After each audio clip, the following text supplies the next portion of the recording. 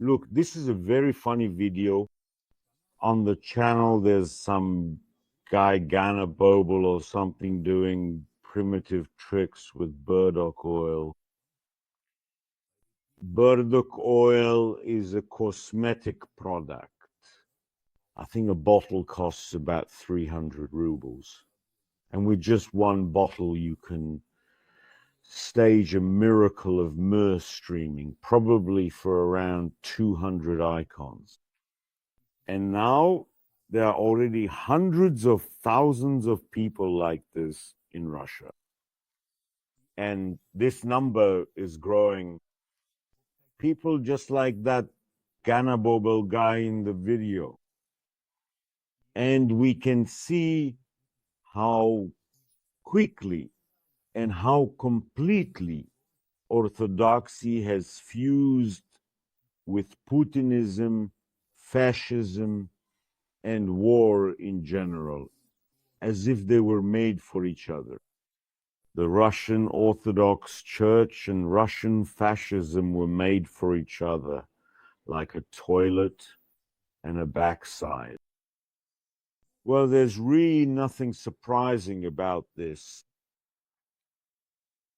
Look, once again, I'm sending you to the Telegram channel.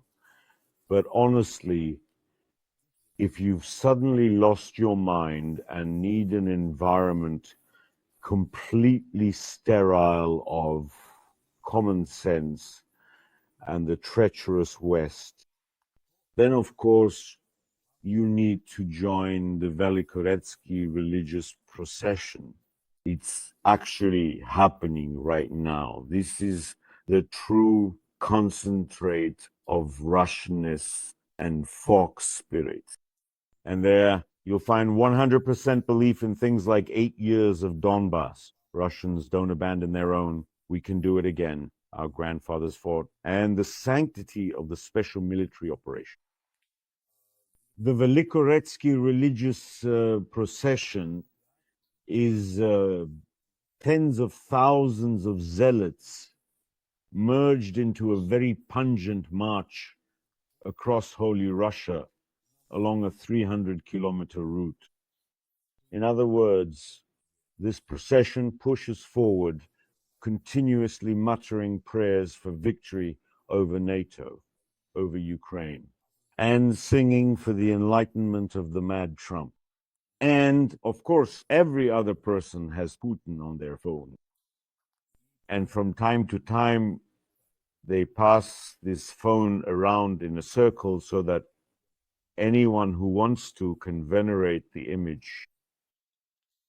Following this endless, well, relatively endless procession of 27,000 fanatics, there are ambulances, police, and about 30 Kamaz trucks loaded with plastic toilets trailing behind.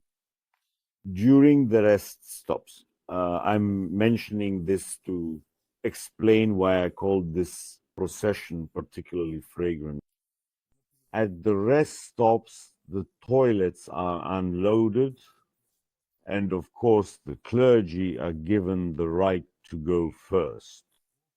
After that, hundreds of impatient, whining pilgrims line up at these stalls, shifting from foot to foot in anticipation. At the end of the rest stop, the toilets are emptied into roadside ditches and then loaded back up. After all, they can't exactly carry the contents with them. Besides, by the next stop, they need to be empty again. And so, with its truly exceptional stench, the Velikoritki procession far surpasses the so-called Tsar's procession to Ganina Yama, the Saint George's procession, and all the other famous marches of madness. Honestly, it's really quite funny there because these procession participants are constantly kissing everything. They kiss each other non-stop. They passionately exchange the kiss of peace, then abandon their exhausted partners and start kissing icons. During breaks, they pull out their cherished little icons from their underwear, from their bras. These hefty, burly Orthodox women take them out, and they won't rest until they've kissed all their own icons and each other's as well. But as soon as everything has been kissed, of course, they go for a second round. As for hygiene issues, well, everything there is more or less clear. I've told you as much as I could.